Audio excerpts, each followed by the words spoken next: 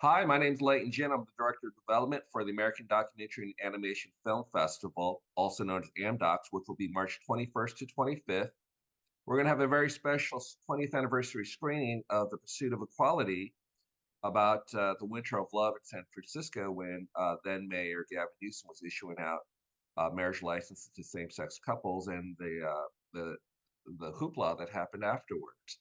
But it just brings up the issue of gay marriage, and we have some very special guests, a very special interview today. It is Paul Cain and Kurt Jacobowitz. Am I Yeah, close? yeah. Okay. Who It's who Jacobowitz-Cain. oh, Jacobowitz-Cain. I'm so sorry. You paid Oh, good money for that hyphen. yeah, I tell people I paid good money for that hyphen. Well, I need to make sure I respect that. So our conversation is just talking about couples who went through that period, and uh you guys were both looking to get married during that time. Mhm. Can you talk to me about your timeline, how it relates to the Winter of Love? Sure. We were living in Reno, Nevada, and when the Winter of Love started, uh, like in early February of 2004, we were very interested in trekking over the mountain from Reno to San Francisco. And so we actually called. We got an assigned date, um, which is sort of interestingly, I think it was like 20 years ago this week. It was March it was Right. March 30, as I recall. Yeah, so we had our date. I got vacation time off from the hospital that I was working at, and we were prepared to go. And um, unfortunately, the California Supreme Court decided, well, no, the mayor on his own cannot make this decision. It has to be the voters who make that decision. So we got called by one of the clerks at San Francisco City Hall to say, I'm sorry, but we have to cancel your appointment. And what do you want to do with the the money that you paid for your ceremony? And I said, well, I would prefer that it be donated to the right to marry, or whatever the campaign was. And they said absolutely, and they just sort of took it from there. Now, let me give you a slightly different version of that story.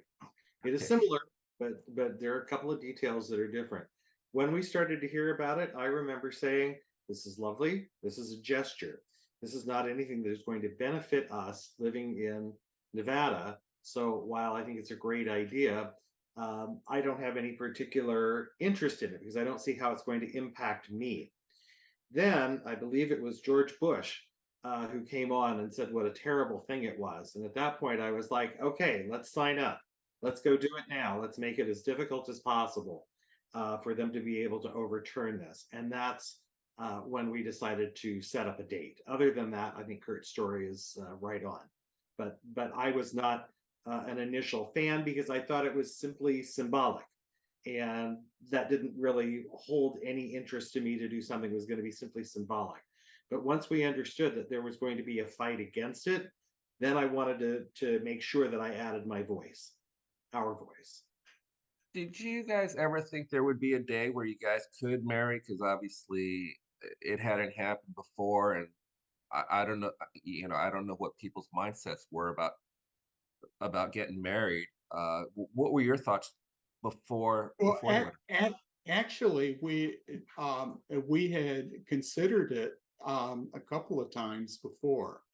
One time was in 1990.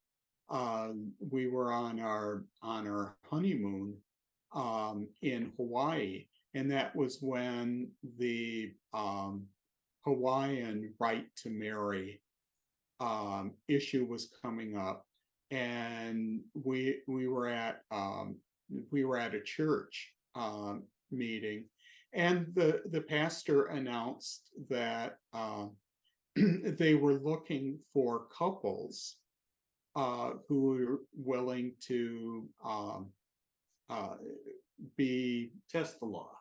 test the law. Mhm. And we thought, well, that definitely sounds like something we could do, although we were living in Phoenix at the time. And And we'd only been together about a year at that point as yeah, well. So and No you know, pressure.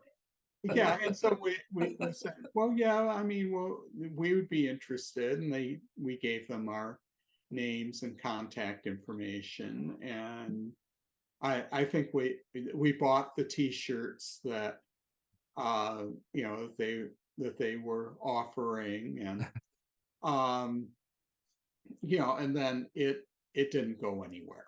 mhm. Mm. um We also talked about it around 1999 when we no, were, no, it was 1989. no, No, 99. 99. Yeah. I was working in Springfield, Massachusetts, and Paul came up for our anniversary. And at that time, Vermont had just passed civil unions. yeah, Mm. and so we considered, well, why don't I mean we could easily drive up to Vermont and get civilly unionized, Mhm. or whatever they were Right. calling it. Um, and I sort of, I looked at it, and I looked at what the requirements were, and sort of basically it was, uh, if you need to undo your civil union, because you get divorced or something like that. It was a rather arduous You process. probably would have had to go back to Vermont. Yeah, the requirement was you had to Residency you requirement or had a something. 6-month residency requirement in Vermont, and it was sort of like no. Let's not do that. Now, I will say that we probably knew more about gay marriage than your average couple. I wrote a book on gay and lesbian history. I interviewed Troy Perry in that book, who did some of the first holy unions Mhm. back as early as the 60s and Wow. early 70s. I had interviewed Craig Dean, who was involved with his partner at the time in Washington, D.C., trying to move marriage equality forward. So we were more aware of it, I think, than maybe many other people were. But I will also say we did not feel, well, I'll speak for myself, I did not feel that it would be necessary to strengthen our relationship in some way. We had a Holy Union service in 1991. So after Mhm. we'd been together about a year and a half. Um, and that was basically fine from our point of view. Where it became a problem was in terms of the benefits, the legal benefits of marriage that we couldn't get. That became a problem when I was not working and I couldn't get access to healthcare benefits under Kurt's healthcare plan because we weren't married. That was probably the primary thing, as well as wills and powers of attorney and all the things that you had to do when we first got together as a couple to be able to protect ourselves legally. Thank Mhm. God people don't have to do that anymore. They have the right to be able to get married if they want to, and all of that package goes with. I used to joke that at the time that Kurt and I had been together, probably like 20 years, Britney Spears had more rights in her 55-hour marriage to Kevin, what's his name, than we did after all the time that we had been together. And just under the law, I mean, that wasn't right. It didn't make a lot of sense. Mhm. Wow. That's that puts it in a great perspective. I did an interview yesterday, and I just said I don't know why people are. It doesn't affect anyone else, just the two people. I don't know why people are having such an uproar about same-sex marriages. I mean, it's a personal thing, and the benefits are the benefits. I mean, I I think. think it's primarily for religious reasons. People feel that, two men shouldn't be together and, all that sort of thing. And again, it just depends on uh, what values you're raised with. Here in Palm Springs, certainly where we live, I don't think anybody bats an eyebrow anymore about the idea of a male or a female couple being together. Mhm. That takes a cultural shift, and I like to think that maybe we had a small part in that. Certainly, with the people that we knew, the people that we worked with, the people that we socialized with in non-gay circles. Not everything that we did was gay. I played competitive tennis for 50 years, and so people got to know what it was like to meet a gay man who was married and called his partner his husband about as early as 1994, 95. We started using that terminology after we'd been together about 5 years because it felt comfortable. A husband is a male member of a committed couple. And so we thought, well, there's no reason for, I didn't want to just use spouse or partner or, any of the other euphemisms. I felt very comfortable using husband. And again, today, we don't really hear much of anybody batting an eye at that. But when we first used it, I mean, people's ears would really prick up. It was just something that they had no exposure to or experience with. So it got them to maybe think in a different way. Well, I hope that Hmm. was a good thing. In retrospect, because I know initially you were a little skeptical about the winter of love, but now that we're 20 years later, how impactful do you think that whole thing was? I mean, I think it was part of a piece. As I said, there were people. You had Hawaii that had Mhm. started testing in the early '90s, floating this idea until the Hawaii Supreme Court shut it down, as I recall. In Vermont, they had quite the fight over civil unions in the late '90s. A lot of legislators lost their jobs because they stood up for that. They were a little bit early on the cusp. Massachusetts, about 2003. So, and individual cities as well. I think New Paltz in New York and some other places were doing this. But for Gavin Newsom to stand up on behalf of a city as big and as well known as San Francisco to say we're drawing a line in the sand, we don't want to treat people differently under the law, it was certainly, if you lived on the West Coast, it was a big deal. Hmm. Yeah, I mean, very, very definitely. And I think that, um, sort of being out there, um, that uh, people realize, well, husband and husband, well, what's wrong with that? Mhm. And it might take a little bit, getting used to, um, but people just sort of rolled with it, and certainly I mean, I would talk about Paul, being my husband rather than my lover, uh, in part, as a desensitization, of it, that people realize, oh, well, talking about husband and husband is similar to talk about husband and wife, Mhm. and talking about wife and wife. Um, and it's like that's just as normal as talking about heterosexual couples. Mhm. Mhm. And certainly, sort of flashing forward from 2004 to 2008, when when the state of California Supreme Court um, agreed that same gender marriage, you know, you know, is legal in California. Um, and so there was this rush again, back, to get legally married. in the state of California. And at that time, we were still living in Reno, Nevada, and the Paul was running for public office and did not have health insurance. And I went to my HR people At a Catholic hospital. at a no at, Oh, sorry, at it a wasn't the Catholic hospital. not for profit hospital that used to be a part of the county, and I said, well, what can we do? And they said, well, we understand marriage.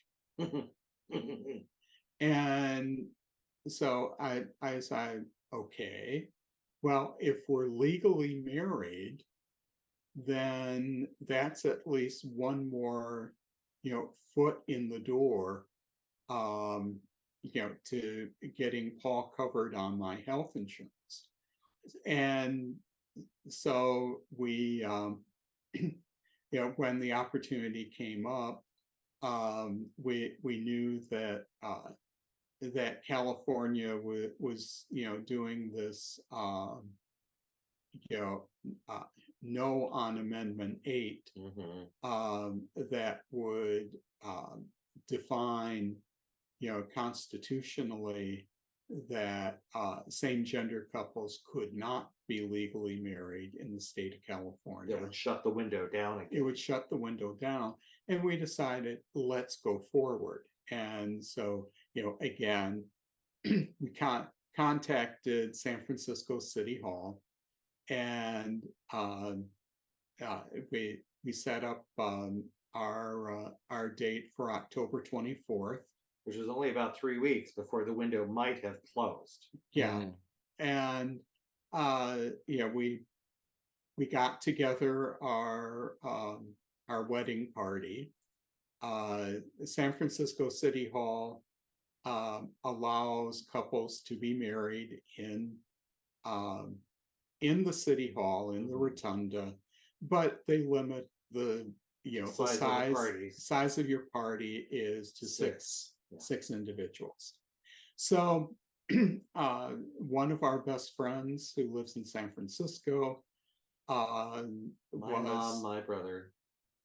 Well, our best friend Dick was my witness, and Paul's brother was his witness, and Paul's brother's girlfriend and my mom took pictures, and yes, and Paul's mother.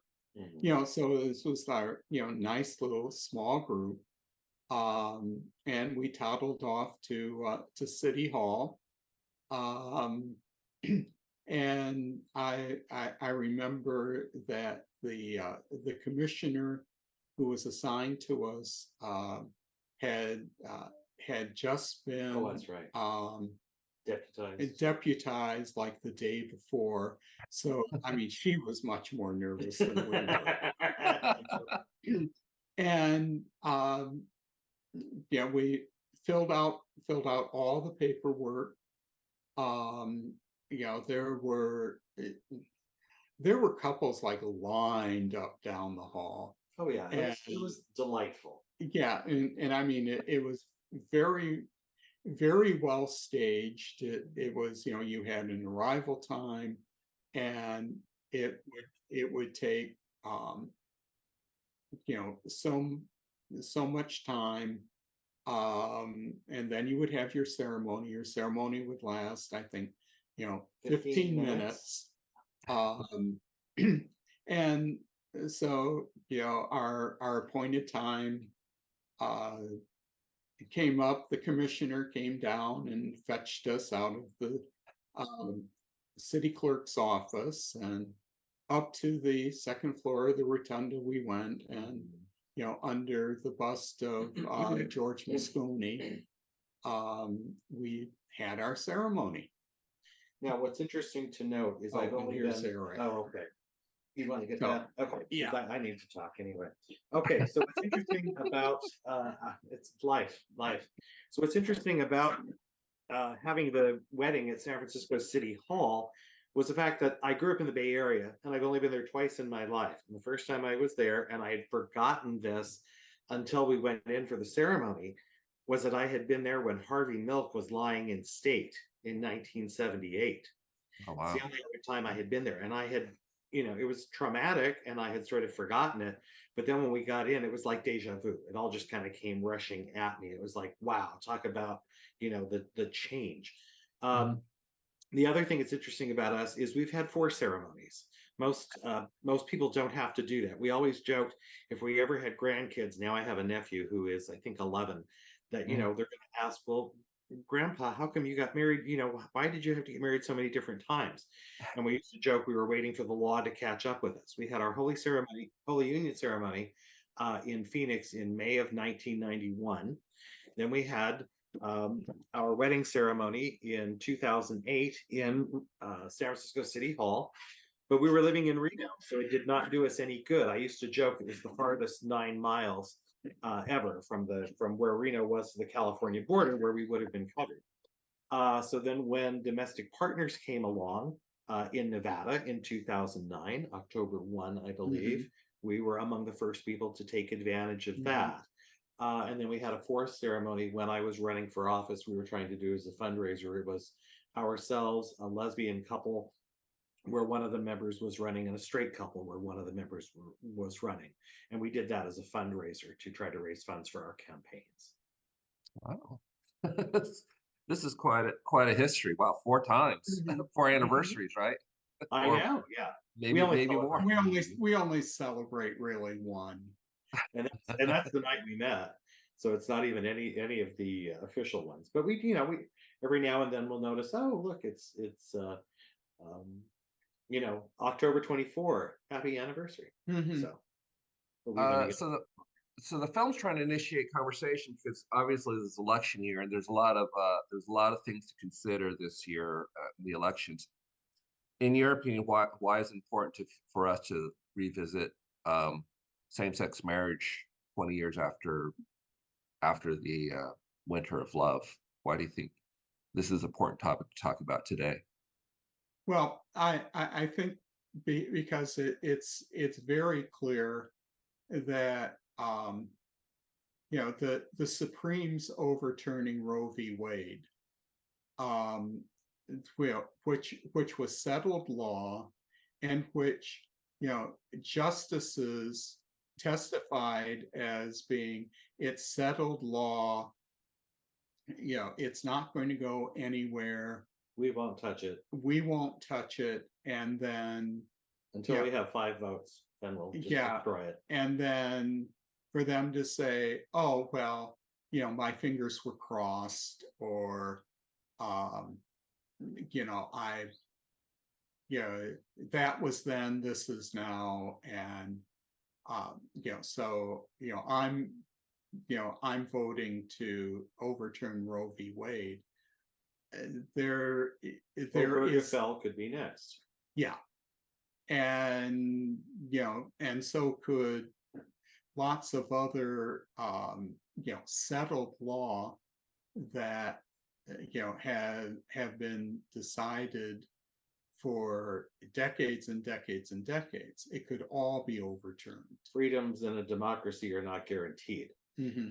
Unfortunately, they are sometimes left to the whims of a Supreme Court, a whole process. So well, I wouldn't say we were on the forefront of fighting for gay marriage. We certainly, played our part, and I think it would be a huge step backward if we were to return to the days when Mary and Joan are together, and Mary can't get her health care covered because she's not working and Joan is, and they're not respected as a couple under the law. What people feel about us individually, we like people to like us, and we like most people, but that's not nearly as important as having the protections under the law. When African Americans got the rights to vote, when the poll taxes were taken away and things like that in the 60s. The issue wasn't whether we like you. The issue was whether or not you're going to ensure that fairness occurs under the law. And that's what we fight for. And that's what we believe in. And can you tell me about your book and where people can find it? Oh, sure. Thank you. I wrote a book on gay and lesbian history in 1994 and 1995. I did all the interviews around the country. I interviewed people who had been involved, who I thought were the most influential gay and lesbian people in the movement from about the 1940s to the 1990s. So I interviewed a lot of the pioneers like Jim Kepner and Del Martin and Phyllis Lyon and Frank Kameny and Troy Perry and people in a lot of different areas, a lot of authors. I got to interview Rita Mae Brown, Kate Millett, John D'Amelio, lots of folks. There are about 39 interviews in the book.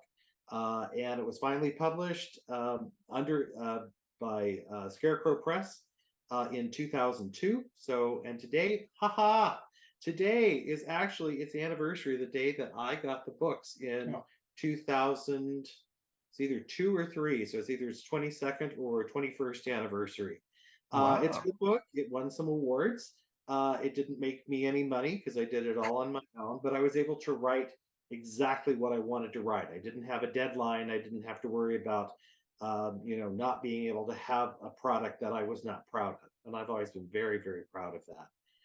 And the people that I got to meet and interview and find out why they were willing to do what they did at a time when it was much more dangerous and difficult to do it when I interviewed them in the 90s. And of course, I think we have continued to make very significant progress and inroads. When you look at where we were in the 50s, let's say, versus where we are today, the folks in the 50s who were involved then would never have imagined that this is where we would be today. We are probably the fastest, most successful civil rights movement in the history, at least of the United States. It's taken my lifetime and the lifetime of, let's say, my parents. But if you look at the other struggles, my goodness, it is, almost a blink of an eye. But it could all turn around tomorrow if we're not careful. Mhm. And then where can people find your book? Is it on Amazon or? It is. Yep. Okay. So Sure. I'll go better look for stores everywhere. I'll go try to find and put a link. Well, we're running out of time. Thank you Did guys you so tell much. them the name of the book? Leading the Parade is the name of the Leading book. Thank you. leading the parade. Thank you very much. Thank you very much for reminding me about that.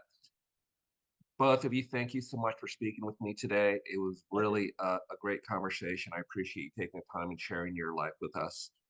And just to remind people, this is a special interview to promote the Pursuit of Equality, which covers the Winter of Love in San Francisco and Gavin Newsom issuing marriage license to same-sex couples.